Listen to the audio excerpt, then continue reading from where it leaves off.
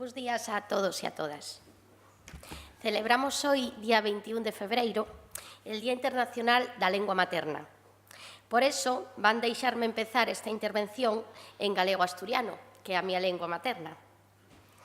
A única lengua na que falei e me desenvolvín hasta os 6 anos, edad na que me escolarizaron nun colexio de concentración e nunha casa-escola, na vila de Castropol, e ali me alfabetizaron en castellano. Son tempos difíciles para o medio rural e para a cultura rural, así como para as súas lenguas, que son parte desa cultura e expresión da mesma. Quero fer un chamamento a conservalas e a protexelas, porque a cultura ten un valor incalculable, que non hai cuartos que pague. Bueno, dito isto, quero contarlles que vivo en unha pequeña aldea de la montaña de Castropol, en las estribaciones de la Sierra de la Bobia, en la que solo hay una casa habitada, la mía. Bueno, esta casa está habitada durante todo el año. En verano aumenta un poco más la población. Salgo de mi casa todas las mañanas para ir a trabajar y recorro 17 kilómetros hasta llegar a Veiga, cabecera de comarca, y villa en la que está mi trabajo. En el camino paso por varios pueblos y aldeas en la que prácticamente todas las casas están cerradas o abocadas al cierre. Es decir, habitadas por jubilados o personas próximas a la jubilación, sin jóvenes, sin niños. Llego a Veiga, a la villa, que es cabecera de comarca, de la comarca Ozcoseo, y el panorama no es mucho más alentador. Poco movimiento en la calle, por el parque, gente mayor paseando, tomando el sol y pasando el rato, comercios con anuncios de liquidación por cierre, otros ya cerrados. En definitiva, la indudable sensación de que la pérdida de población y actividad ya afecta profundamente a la villa. Pero esto no es nuevo.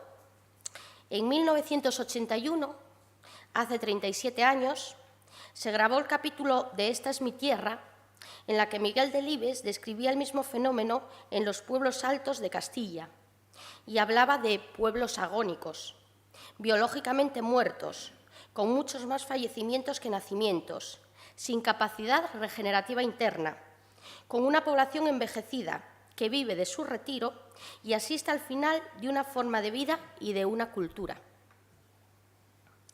Hoy en día ya es una realidad admitida por todos y considerado un problema de Estado por varias comunidades autónomas españolas. Las dos Castillas, Aragón, Asturias, Galicia, Extremadura, La Rioja, Andalucía, sur de Navarra y norte de Valencia cuentan con espacios rurales en riesgo de despoblación irreversible, que pueden llegar a la extinción y que se caracterizan por tener menos de 110 habitantes de promedio y unas densidades de población muy bajas, en torno a los 4 habitantes por kilómetro cuadrado, y poblaciones muy envejecidas, en torno a los 60 años. De los 8.125 municipios que hay en España, 4.955, es decir, algo más del 60%, tienen menos de 1.000 habitantes. Las causas de este proceso de despoblación de la zona rural española son varias. La inmigración de los jóvenes a la ciudad en busca de oportunidades y de trabajo, causas culturales y de desarrollo, disminución de la natalidad, envejecimiento de la población, tendencia al abandono de actividades agrícolas y ganaderas, políticas que no favorecen nada lo rural y sí las aglomeraciones en ciudades, minusvaloración de las áreas rurales en contraposición a las urbanas, falta de oportunidades en el medio rural, y hay incluso gente que habla de escasez de transportes públicos y deficitarios servicios, oferta sanitaria, educativa, etc. Las soluciones difíciles y en muchos casos imposibles porque ya se llega demasiado tarde. En mi tierra, el occidente asturiano, es previsible que la costa sobreviva a corto o medio plazo, pero por las mejores comunicaciones vinculadas a la autopista y también porque tienen actividades relacionadas con las vacaciones, la segunda vivienda, pero el interior montañoso y más aislado va camino de la extinción. Y ante este panorama cabe preguntarse, ¿Por qué no se hizo nada? ¿Dónde estuvieron nuestros políticos estos últimos 50 años cuando veían lo que estaba pasando? Siendo el Estado una institución con una ingente capacidad de influir en las mentalidades y opiniones de la gente, como estamos viendo diariamente, ¿por qué nunca se hizo nada por dar una visión positiva de la vida rural? Apenas si hay programas dignos en la televisión sobre la vida rural, agrosfera y poco más. Antes, más bien, lo poco que hay es caricaturesco y burlón, Granjero busca esposa y ese tipo de programas. No hay anuncios ni campañas en favor de lo rural, ni que muestren una vida rural normal. Nuestra mentalidad es totalmente urbana y la gente de las ciudades no tiene ni conocimiento ni admiración por lo rural. Nunca dejará de sorprenderme que en Asturias, donde todos tenemos tíos o abuelos que viven o vivieron en un pueblo, haya muchos niños que nunca hayan visto un panal de miel. Pero aún, llegados a esta situación de despoblación irreversible en muchos casos, vemos que no se hace ninguna discriminación positiva en el medio rural. Veamos algunos ejemplos. Las empresas soportan muchos más costes en el medio rural. Solo hay que pensar en las mayores distancias para acudir a los centros de suministro o a los centros de venta. Tengo unas amigas que tienen un pequeño obrador en la parte alta del Navia, ya en Negueira de Muñiz, Galicia. Pues desde su pueblo, cada vez que salen, por ejemplo, a Ribadeo, son 2 horas de viaje. Si van a Lugo, otras 2 horas. Si van a Coruña o al centro de Asturias, entre 3 o 4.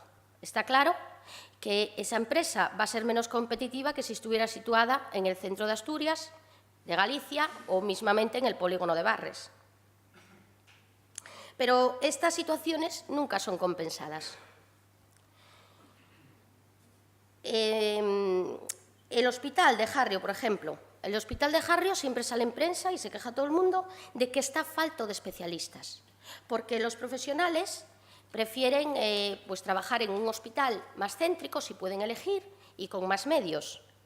¿No sería lo lógico, si este es el caso, pues que se incentivase la elección de Jarrio u otros hospitales comarcales que tengan el mismo problema, bien con mejores condiciones salariales o laborales o curriculares? ¿O lo rural tiene que conformarse con servicios de inferior calidad? Son discriminaciones positivas que se aplican en otros campos. Lo mismo pasaría con los impuestos, por ejemplo.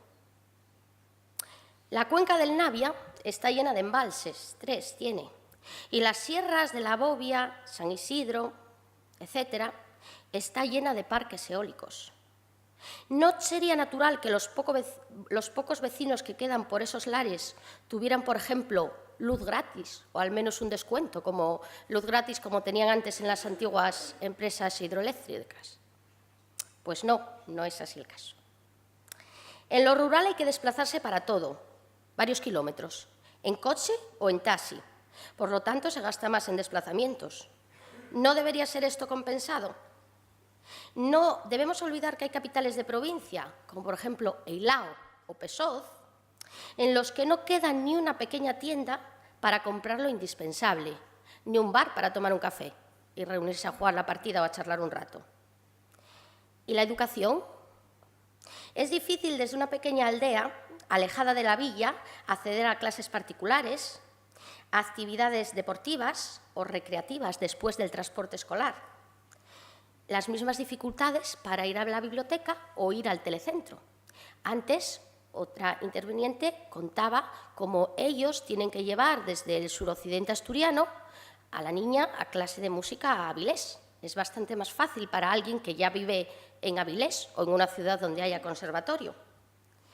Esto pasa también con las becas. Normalmente, para conceder una beca se exige un currículum bueno, es lógico, ¿no? Pero es mucho más el coste que tiene que soportar alguien que vive en un pueblo, coste de desplazamiento, coste de alojamiento.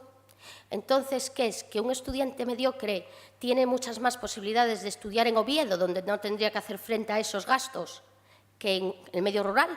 ¿Para estudiar en el medio rural hay que ser sobresaliente? Bueno, poco ya me queda, ¿eh? Bueno, El último ejemplo es muy gráfico. A menudo llama algún trabajador de compañías telefónicas. Cuando le digo que no puedo cambiar de compañía porque solo tengo cobertura Movistar, no se lo creen y deben creer que es una disculpa que me saco de la manga. Y venga a insistir, y venga a insistir. Pero bueno, es que es así. Lo que pasa es que para un urbanita es muy difícil comprender la situación del medio rural. Y, desgraciadamente, también para los asturianos, pese a que Asturias es muy pequeña y todos tenemos un antecedente muy cercano en lo rural. No me queda tiempo para más.